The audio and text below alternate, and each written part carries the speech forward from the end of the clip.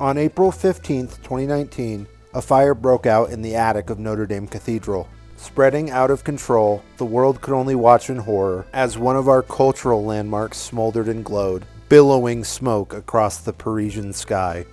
By the time the fire was extinguished the next morning, the cathedral's spire had collapsed, and most of the old wooden ceiling had been completely destroyed. But you may be surprised to hear this wasn't the cathedral's first time on the brink of destruction.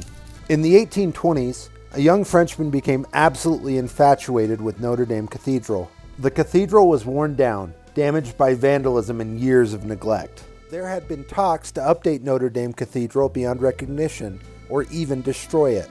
Yet still he would visit, and the more he learned about Notre Dame Cathedral, the more he became enamored by it. This Frenchman took it upon himself to do anything he could to save what he saw as an important cultural landmark. And in 1825, he published Guerre aux Démolisseurs, or War on the Demolishers in English, a paper in which he argues in defense of Notre Dame Cathedral, declaring, "A universal cry must finally go up to call the new France to the aid of the old." Unfortunately, the paper didn't have the impact he was hoping. So in 1829, he began writing a fictional work with the cathedral as a central figure. And in 1831, the novel was published. The book was called Notre Dame de Paris, or as we know it in English, The Hunchback of Notre Dame. The author was Victor Hugo. The book was a massively successful hit and is now considered a touchstone within the Western canon. It kickstarted the career of one of the most beloved authors in history. But most importantly for Victor Hugo, it played a vital role in saving Notre Dame Cathedral, a building he loved. Victor Hugo understood a concept that has been largely forgotten here in America. Architectural preservation is hard, but it is extremely important and sometimes even necessary for the preservation of a culture and its history. And whether we like it or not, sports and the places we go to see them are just as ingrained in American culture as Notre Dame is to Paris. Yet we failed to learn what Hugo was trying to teach us. Every year, more and more of these sacred grounds are demolished without thought, or remodeled beyond recognition, all in the name of profit or progress. Consider this video as my own personal take on Hugo's War on the Demolishers. And in order to see what we stand to lose, I think it's important to go back and see what we've already lost. These are, or I guess I should say were, the Polo Grounds. Actually, to be technical, this is the fourth stadium called the Polo Grounds. Polo Grounds 4 was built in 1911 on the ashes of the previous one after it burned down. The New York Giants call this place home, and they'd rise from the ashes just like their stadium, immediately winning the National League pennant in 1911, as well as 1912 and 1913. Nicknamed the bathtub due to its unique dimensions, the distance to the foul poles was incredibly short. 277 feet for left field and 258 feet for right field, while center field stretched a staggering 458 feet from home plate when the ballpark opened. The Yankees would move in to share the Polo Grounds with the Giants in 1913, and the teams met in both the 1921 and 1922 World Series. The Giants would go on to win both of these series, but the Yankees would get their revenge in 1923, beating the Giants in the World Series in their first season at New Yankee Stadium, built right across the Harlem River. Speaking of which, it is said that legendary lefty hitter Babe Ruth loved the Polo Grounds, and especially loved its short distance to right field. In fact, the Babe would be the first player to hit a baseball over the roof of the stadium. Babe Ruth and his love of the Polo Grounds and his play within it would go on to influence the design of Yankee Stadium.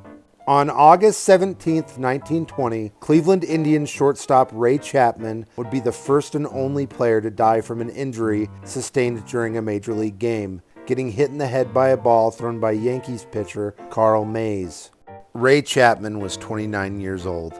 In the early 1920s, American football would become a regular visitor to the Polo Grounds, and it would play host to the first professional football game in New York City, a game between the Buffalo All-Americans and the Canton Bulldogs. The stadium was previously host to several college football games, most notably as a regular home for the Army-Navy game, and the stadium would later be the first home of the New York Football Giants. In 1923, 90,000 people would pile into the Polo Grounds for one of the most legendary boxing matches in history. The heavyweight title fight between Louis Firpo and champion Jack Dempsey, in which Dempsey would knock Firpo down 7 times. Firpo would also almost finish Dempsey when he knocked him through the ropes. Dempsey would finally go on to finish Firpo in the second round. During the 50s, the Polo Grounds would be the stage for 2 of the most iconic plays in baseball history. In 1951, there was the shot heard round the world, a line drive walk-off home run hit by Giants outfielder Bobby Thompson to win the National League pennant against their crosstown rivals, the Dodgers.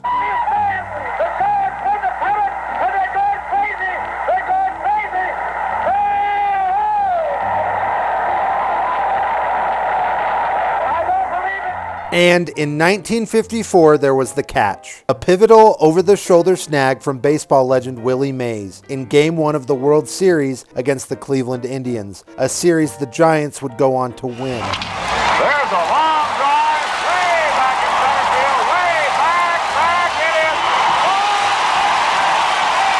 is. In 1957, the Giants would leave New York and the Polo Grounds for San Francisco, ending 74 years of Giants baseball in New York City. The stadium would go unused until the New York Jets, then called the Titans of New York, would take residence at the Polo Grounds. And baseball would return 2 years later with the newly formed Mets. In 1961, the city of New York decided to claim the Polo Grounds under eminent domain. The owners of the Polo Grounds fought tooth and nail, but the dispute was ruled in the city's favor. Surprise, surprise. The Mets played their last game at the Polo Grounds in September of 1963, and the Jets bid farewell that following December. And in 1964, a wrecking ball painted like a baseball and a demolition crew wearing Giants jerseys began picking away at the bones of the old stadium. Victor Hugo said, "There is nothing less popular among us than these sublime edifices made by the people and for the people." What are stadiums if not edifices made by the people, for the people? They are, in a way, the ultimate example of this concept. The ghosts of old glory no longer haunt the corner of Frederick Douglass Boulevard. And yes, if you go there today, there is still a plaque. But a plaque describes history. It doesn't contain it. This plaque didn't see Babe Ruth, or the final moments of Ray Chapman, or Jack Dempsey, or Bobby Thompson's home run, or Willie Mays' catch. Victor Hugo also argued, "A building has 2 things, its use and its beauty. Its use belongs to its owner, its beauty to everyone. To destroy it is to overstep one's rights." Young Victor Hugo was wise beyond his years, wise beyond his time. But I tend to think a building has 3 things: its use, its beauty, and not merely being a piece of history, but the literal setting of it. Architecture is the stage in which history is played out. Its use does belong solely to the owner, and the beauty and the history that took place there belong to everyone. These edifices encompass history. Memories seep deep into their walls. Nostalgia penetrates their foundation. We didn't just lose a baseball stadium in 1964. We lost the entire history of every moment and person it once contained.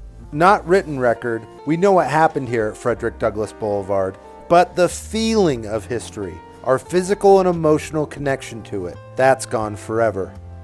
We've given the ghosts nowhere to haunt.